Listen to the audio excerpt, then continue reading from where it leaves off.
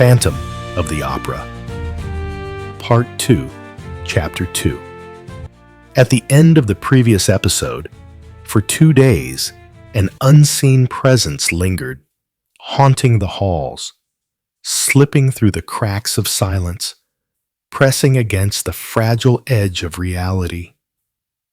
Then, as suddenly as it had come, it vanished, leaving only an unshakable memory behind.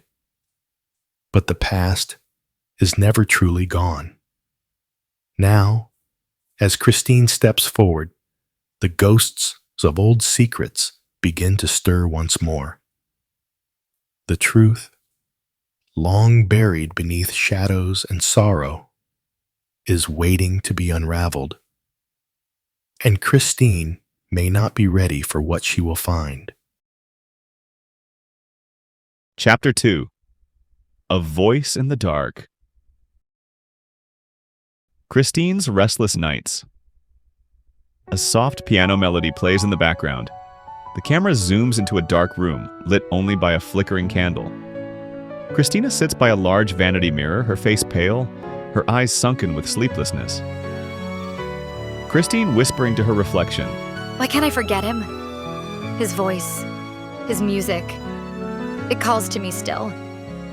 Erik, where are you? Her voice breaks as she clutches the edge of the table. A distant echo of the Phantom's voice, sweet yet haunting, fills the air.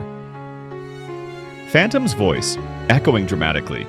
Christine, my Christine, BMW. Christine gasps and looks around, utterly confused.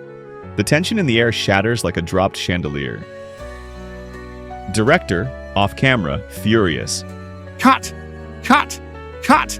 What the hell was that? Who told the Phantom to advertise cars in my film? The crew murmurs. Someone snickers. The Phantom standing in the shadows slowly steps forward, dramatically flipping his cape. Phantom, grinning.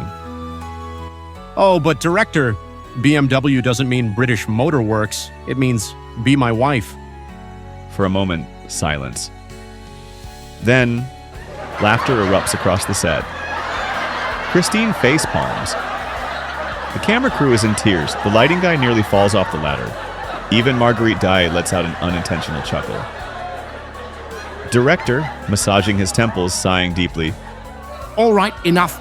Everyone, get it together. Let's do it again. No jokes this time. The laughter dies down, but the energy remains. The scene resets.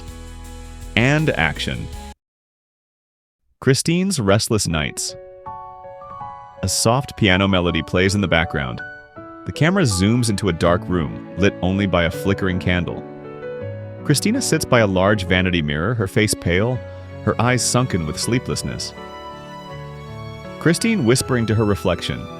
Why can't I forget him? His voice, his music. It calls to me still.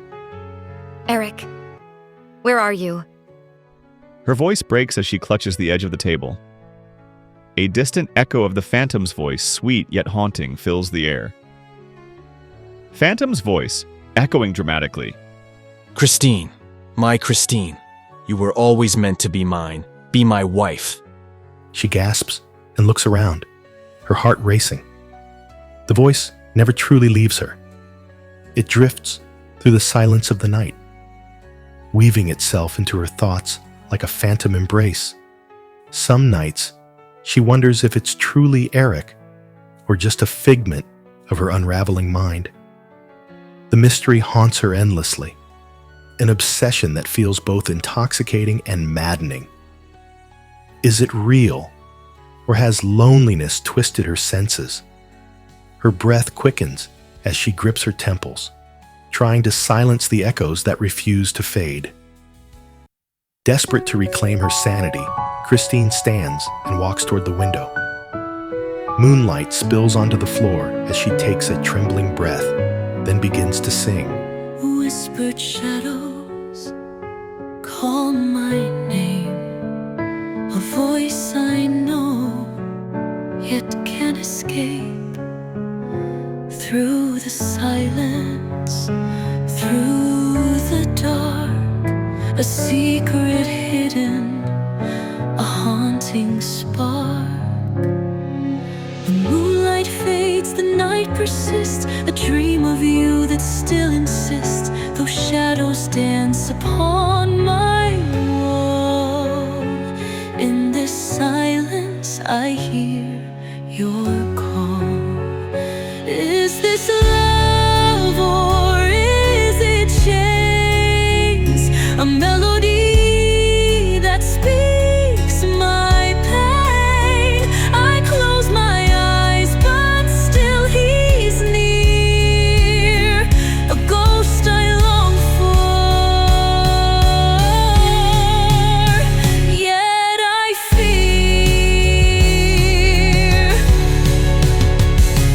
Day by day I lose my mind, trapped between the past and time.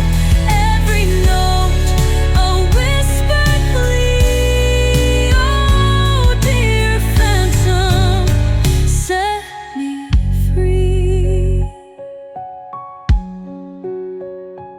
In the shadows truth resides, a dance of secrets we can't hide, lost in echoes of the night.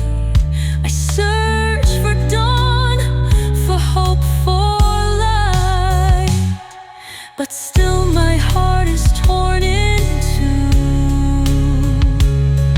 One part of me still yearns for you. Oh, Erik, your voice, it stirs my soul. But can we ever make us whole?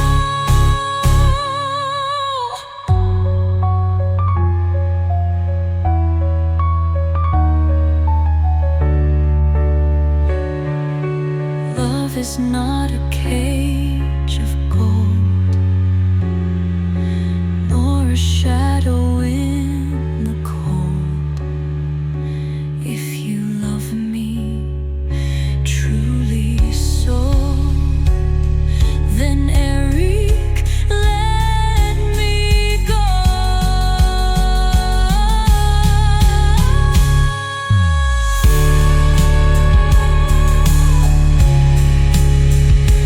If you love me truly so,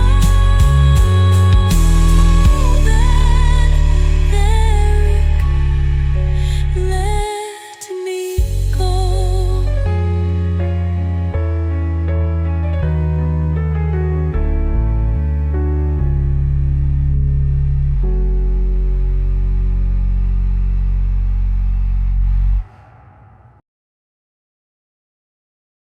A raw, emotional plea that carries all the longing, sorrow, and torment she has endured. The melody is haunting, yet filled with an unspoken desire to break free, to sever the invisible ties binding her to the phantom. The song swells, each note a battle between love and liberation, between devotion and self-preservation.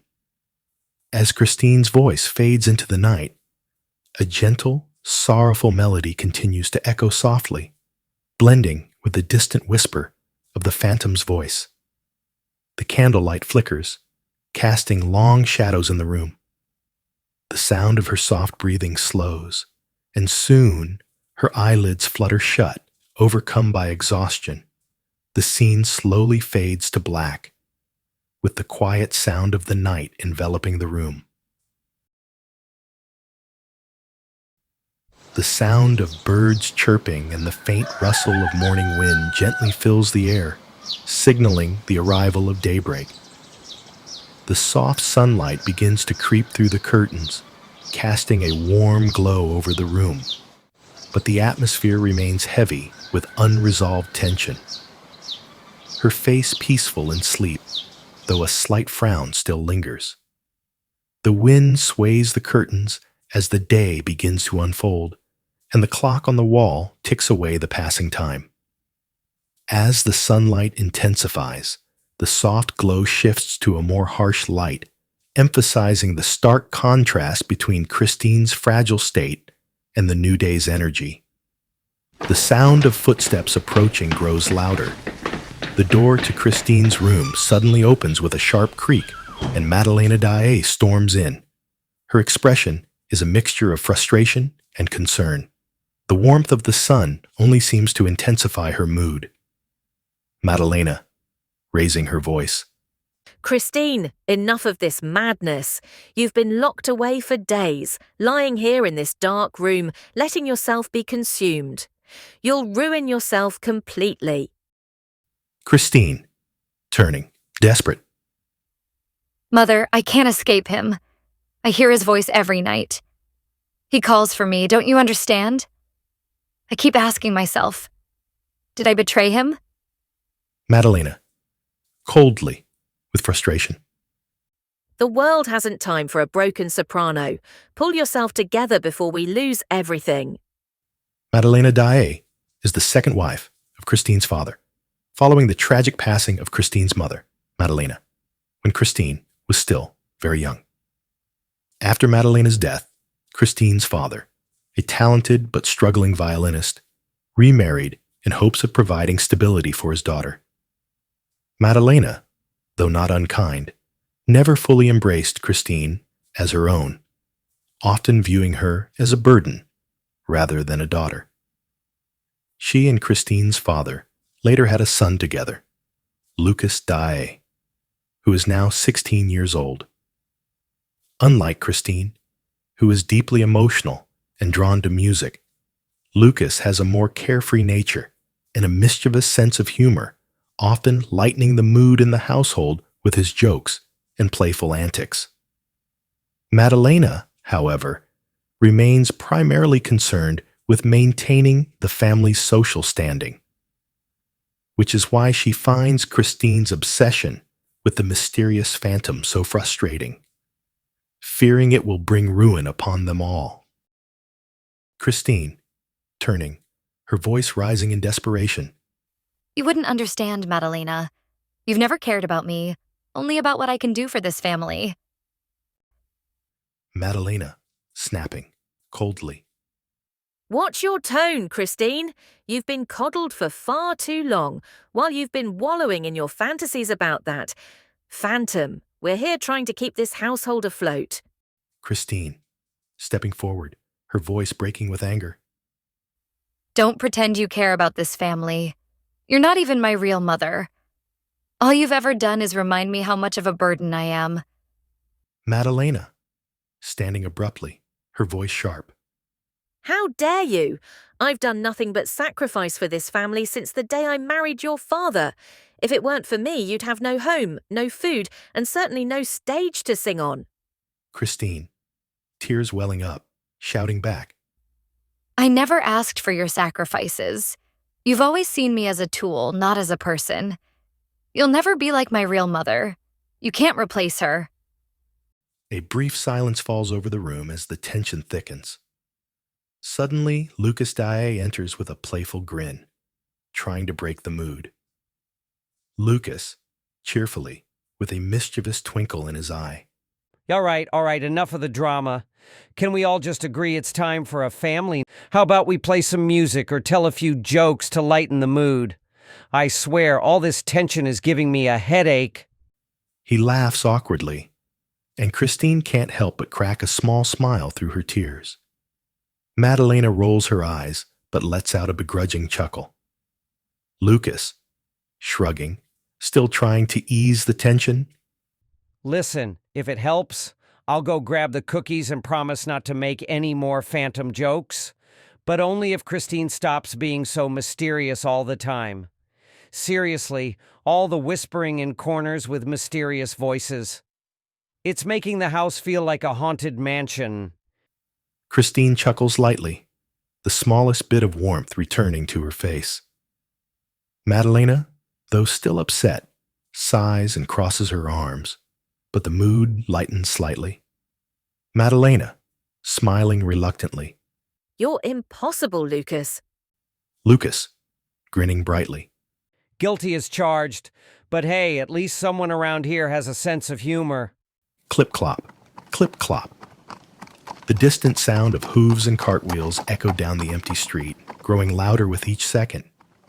Christine turned just as the wheels skidded to a halt outside their home. A man's urgent voice cut through the stillness. Lucas, Lucas, your father. There's been an accident at the factory. Please come quickly and help me. Lucas stiffened. His breath hitched as the words sank in. Without a second thought, he rushed for the door. Christine, startled by his sudden movement, hesitated before following. The chill of the day met them as they stepped outside. Christine, still unaware of the terrible news that awaited her. At that moment, a couple of men enter through the main door, carefully helping Gustave Daaé inside. His legs are broken, and his arm is still in a sling. They gently assist him to a chair. Lucas runs quickly to his father and flashes his eyes to give a sign to Gustave as the tension between Christine and Madeleine rises. As soon as Gustave Daaé inside, Christine and Madeleine suddenly toward Gustave. Their argument is momentarily forgotten as they both hover over him, concern replacing the tension in their eyes. Chapter 2. End here.